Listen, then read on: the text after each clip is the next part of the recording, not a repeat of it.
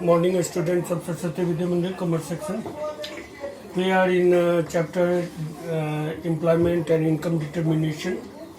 In previous videos we are talking about investment multiplier and working of a multiplier, the whole multiplier concept.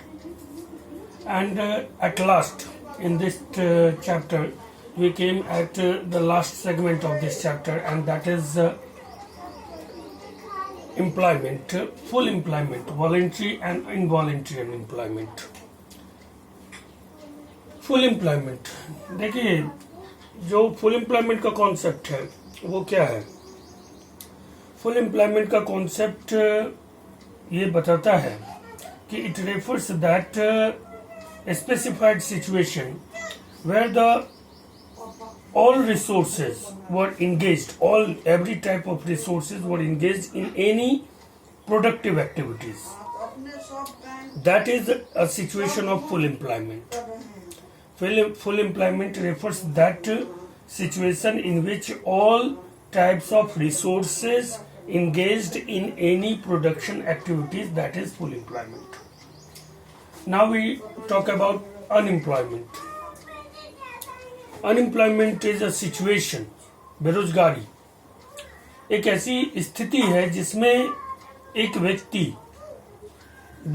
It stand for resource, either land resource और human resource और capital resource, in which any resource, especially human resource, whenever we are talking about employment or unemployment, we concentrate over human beings and human employment.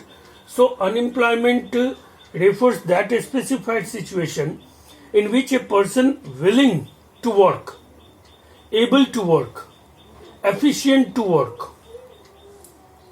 तो वो एक ऐसी स्थिति है बेरोजगारी जिसमें एक व्यक्ति जो कार्य करने का इच्छुक भी है, कार्य करने में सक्षम भी है और willing to work है, able to work है, efficient to work है, but he became unable to find a suitable job at the prevailing wage rate. प्रचलित मजदूरी दर पर वो अपने लिए एक सुटेबल रोजगार खोजने में या पाने में असमर्थ होता है. That situation is known as unemployment. तो on the one hand, employment, it refers that situation in which all types of resources were engaged in any productive activities, production activities. Unemployment refers that situation in which a person who willing to work, able to work and efficient to work but became incapable to find a suitable job for him. अब unemployment में दो तरह के इसके type होते हैं, voluntary और involuntary. Voluntary मतलब ऐच्छिक बेरोजगारी. ऐच्छिक बेरोजगारी कहते हैं जिसमें कोई व्यक्ति स्वेच्छा से, बाय हिज विलिंगनेस, जैसे मान लो अरबपति का बेटा है या कोई साधु बन गया या कोई चोर बन गया, डकैत बन गया, या जो इसको काम नहीं करना है, तो इनवॉलेंट्री, वॉलेंट्री अनएम्प्लॉयमेंट. ऐच्छिक बेरोजगारी एक ऐसी दशा है जिसमें कोई व्यक्ति स्वेच्छा से रोजगार नहीं करना चाहता है या वो स्वेच्छा से कहीं पर भी इंगेज नहीं होना चाहता है. That is voluntary unemployment. Voluntary unemployment is not a problem. Voluntary unemployment is not a problem. Voluntary unemployment in which a very few person by his willingness he does not interested to engage in any job. Main जो problem है वो involuntary unemployment का है, अनैच्छिक बेरोजगारी. अनैच्छिक बेरोजगारी ही बेरोजगारी की समस्या है. Involuntary unemployment refers that type of unemployment in which a person who willing to work, able to work, efficient to work, and in spite of this he unable to find a suitable work for himself at prevailing wage rate.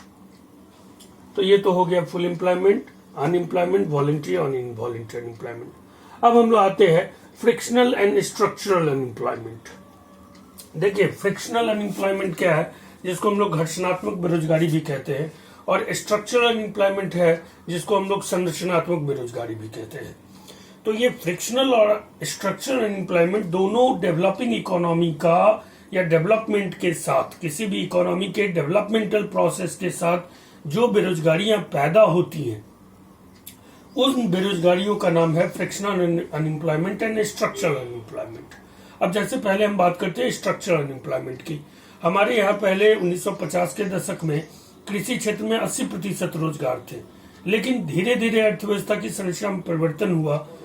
Secondary और tertiary sector यानी औद्योगिक क्षेत्र एवं सेवा क्षेत्र का योगदान ज्यादा होने लगा प्राथमिक क्षेत्र की तुलना में, कृषि क्षेत्र की तुलना में।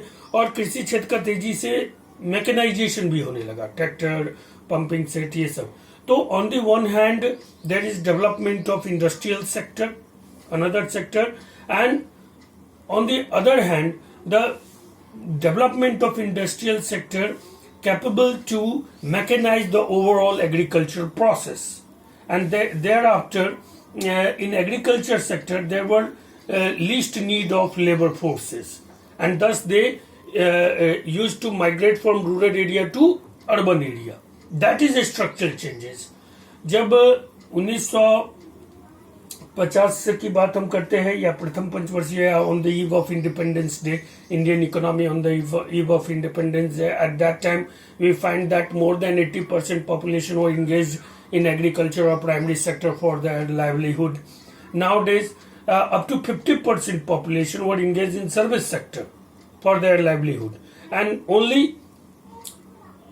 30%, 28.7% population were directly depends upon agriculture for their livelihood, and rest were engaged in industrial sector. So structural unemployment is a outcome of developmental process. Structural unemployment were going to be continue till the economy's developmental process will going to be continue. So that is the parallel. Structural unemployment and developmental process is a parallel to each other.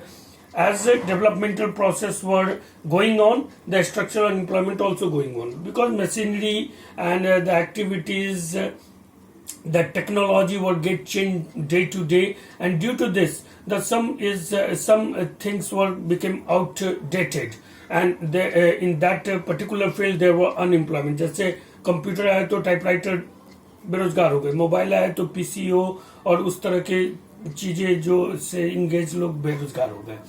और इसी तरह का कुछ frictional unemployment है। Frictional unemployment भी एक तरह के टेक्निकल अनएम्प्लॉयमेंट को इंडिकेट करता है, जिसमें टेक्नोलॉजिकल डेवलपमेंट के कारण और प्रोडक्शन मेथड में चेंज होने के कारण जो अनएम्प्लॉयमेंट जनरेट होते रहते हैं, that is also with time period. तो that is frictional unemployment, and these two type of unemployment, frictional and structural unemployment, और इसके साथ एक चीज और मिला दीजिए, वॉलेंट्री अनएम्प्लॉयमेंट। तो ये तीनों अनएम्प्लॉयमेंट जो है वो चलता रहता है, they were never stop. Voluntary unemployment जो स्वेच्छा से बेरोजगार रहते हैं उसको आप रोक नहीं सकते हैं। फ्रिक्शनल अनएम्प्लॉयमेंट टेक्नोलॉजिकल एडवांसमेंट के कारण, चेंजेस के कारण होते ही रहेंगे। स्ट्रक्चरल अनएम्प्लॉयमेंट जो सेक्टरल कंपोजिशन है, उनका जो प्रोडक्शन मेथड है, जो सेक्टरल इंगेजमेंट है पीपल्स का, उसमें जो टेक्निकल एडवांसमेंट होते हैं उसके कारण जो बेरोजगारी है। तो ये तीन तरह के बेरोजगारी, 1, 2 और 3 तरह के बेरोजगारी कभी भी रहेंगे ही। चौथी बात है dynamic form of economic causes unemployment.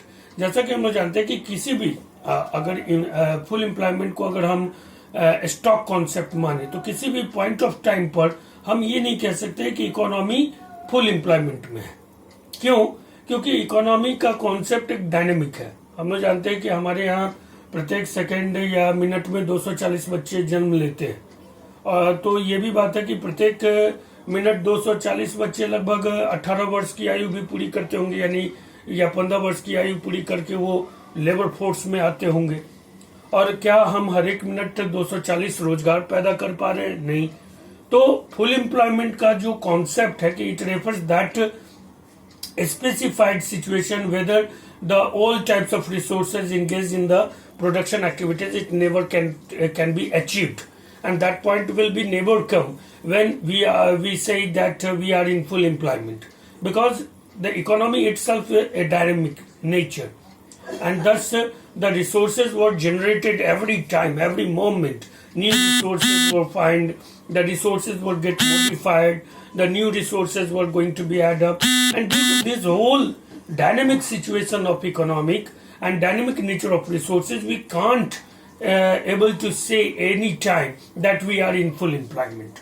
So, due to 4 regions, an economy was never in full employment, but we can try to get the full employment. We can try to reach nearby the point of full employment. Every economy will try to achieve that nearest point of full employment, but never an economy will remain in full employment situation. It is very clear concept which is given by Keynes.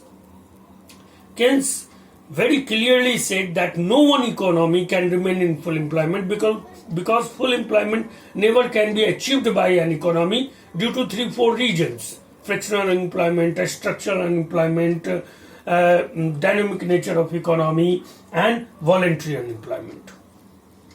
After this, now we have to be discuss the classical concept of full employment. Classical concept क्या थे full employment के, और फिर बाद के केन्सियन concept और other concept क्या है. Till then, in next video we are going to be analyze the classical concept of full employment and Keynesian concept of full employment. Okay.